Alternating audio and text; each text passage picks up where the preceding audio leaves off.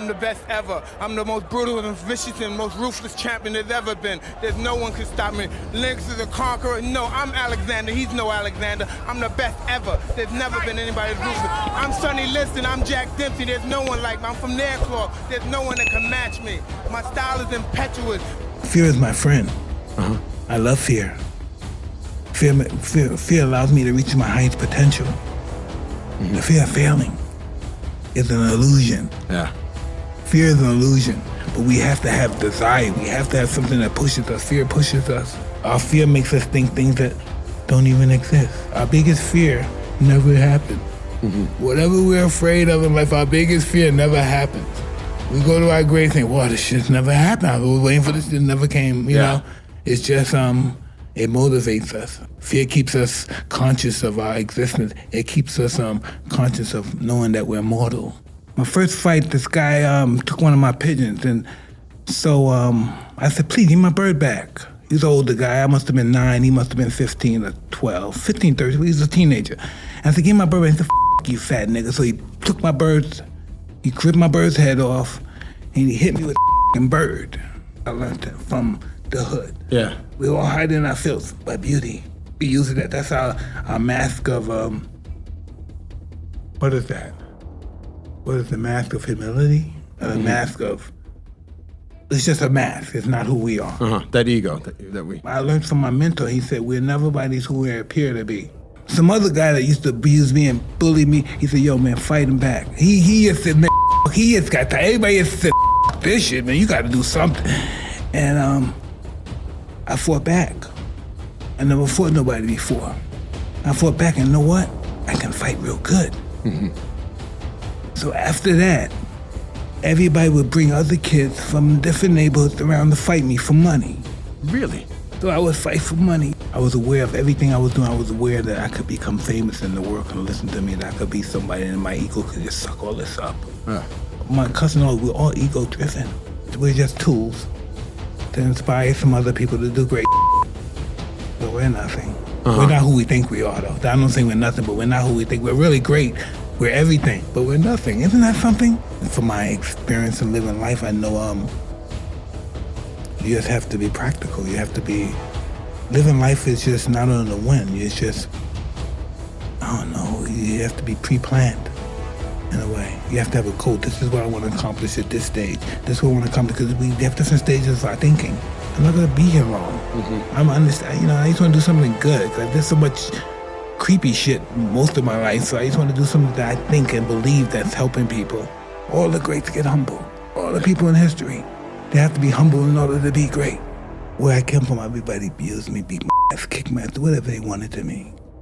And now I'm the baddest nigga on the planet.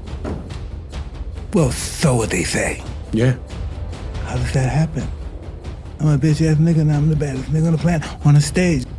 We're born, we're living life, and then something happens that makes me the way I am, makes you the way you are. If something has to happen, it doesn't go vicariously. Hey, we're living life and we change into that person that we are now. That doesn't work that way. Something happens to change us into this person. I don't know why I'm searching for something, because it keeps me away from finding out more about who I am. That's what we do in life. We avoid finding out who we are, so we get involved with so many other things, and we create landmarks. You know, we do great things because we're trying to avoid who we are, but who we are comes out in our work. I brought my pain with me. That's what I don't do no more. I don't bring my pain with me. Yeah. I my career because I brought my pain in the past, but it enhanced me to do so much incredible. Yeah. But me up. Do you know? You don't even know. You made this happen. You did the hard work, but this is your mind. You made this happen before you even started doing it. Before you even liked playing football, you made this happen. It was destined for you to be who you are. When I wanted you at 20 years old, that was my rock bottom, without me even knowing it.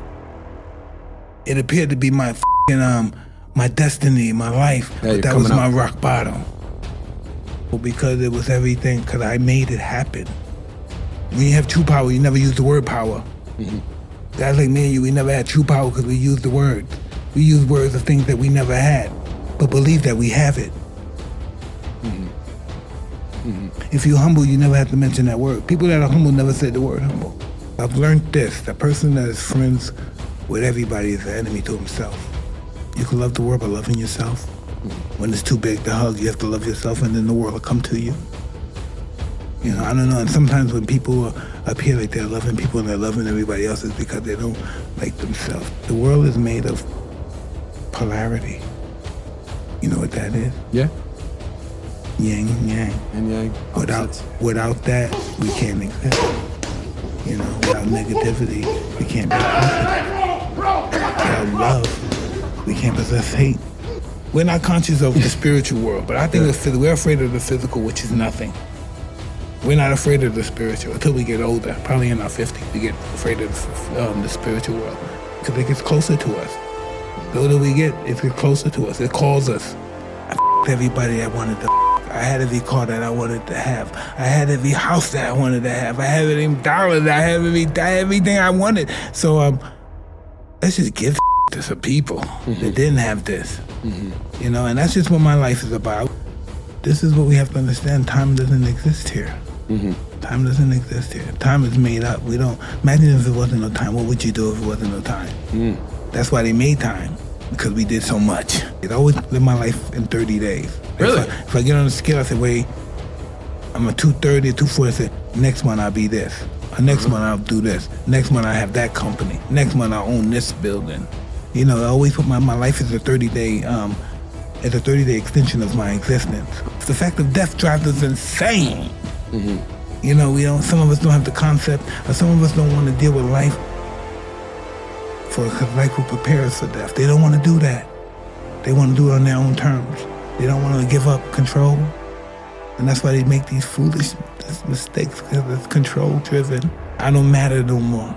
The world is going on, and I'm just an old not doing feeling sorry for myself, instead of being a part of this world and making things happen. You know, that's why I've been married 3 or 4 times in my life. It's not that I can't get along with my wives. I can't get along with myself. I can't live with myself. It's not them. They're not the problem. I'm the problem. I was that guy. I was one of those guys. The world owed me something. I feel sorry. And all the world is giving me, and I'm still bitter, upset guy. Isn't that something?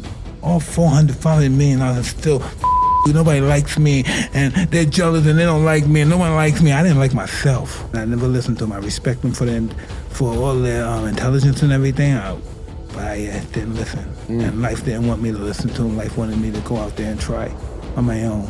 This is what I've learned in life. This is what I found out, that even, and history proves it.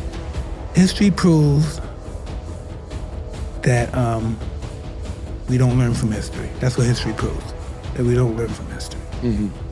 We have to touch the stove to make sure that it's hot. I realized in my life that was a basis. My life was full of mistakes. I lived a life of mistakes. I know that. I lived a life of mistakes. My whole existence is a mistake. But I know one thing. I did something. I made mistakes. I didn't stand on the wall and do nothing. When I come out, I have supreme confidence, but I'm scared to death. I'm totally afraid. I'm afraid of everything. I'm afraid of losing. I'm afraid of being humiliated. But I'm totally confident. The closer I get to the ring, the more confidence I get. All during my training, I've been afraid of this man. I thought this man might be capable of beating me. I've dreamed of him beating me. But I always stayed afraid of him. But the closer I get to the ring, I'm more confident. Once I'm in the ring, I'm a god. No one could beat me. During the fight, I'm supremely confident. I'm moving my head, he's throwing punches. I'm making them miss and I'm countering. I'm hitting him to the body, I'm punching him real hard. And I'm punching, and when I'm punching him, I know he's not able to take my punches. 1, 2, 3 punches, I'm throwing him punches and bunches. He goes down, he's out. I'm victorious. And when he comes to the center of the ring, he still looks at me with his piercing look, and as if he's not afraid. But he already made that mistake when he looked down for that 1/10 of a second. I know I had him. He'll fight hard for the first 2 or 3 rounds, but I know I already broke his spirit. I walk around the ring, but I never take my eyes off my opponent. I keep my eyes on him, even if he's ready and pumping. He can't wait to get his hands on me as well. I keep my eyes on him. I keep my eyes on him. I keep my eyes on him. Then once I see a chink in his armor, boom, and one of his eyes may move, and then I know I have him.